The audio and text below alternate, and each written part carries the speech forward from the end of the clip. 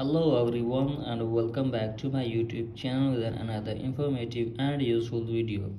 So guys, in this video I'm going to be showing you how to fix Apple CarPlay not working on iPhone after iOS 17.4.1 update. So guys, if you are facing this problem and you don't know that how can you fix it. So guys, in this video I'm going to be showing you how can you fix this problem. So let's start our video without wasting any time. So first of all guys, you have to just simply restart your device for one time.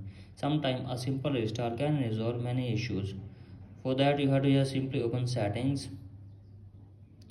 scroll down and tap on journal, and from here guys go to below, then tap on shutdown.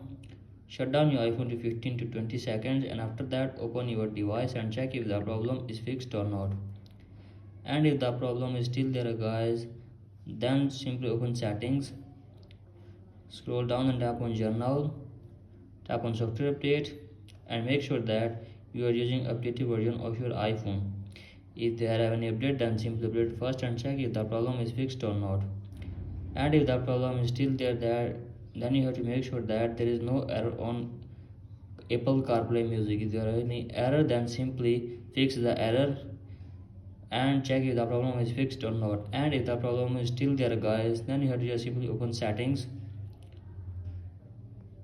again open journal, scroll it below, and tap on transfer reset iPhone, tap on reset network setting, enter your iPhone passcode and reset your network setting for one time, and after that hopefully your problem will be fixed.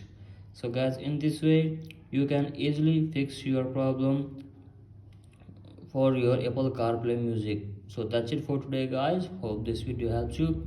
If you like the video, please subscribe to my YouTube channel as well. Thank you.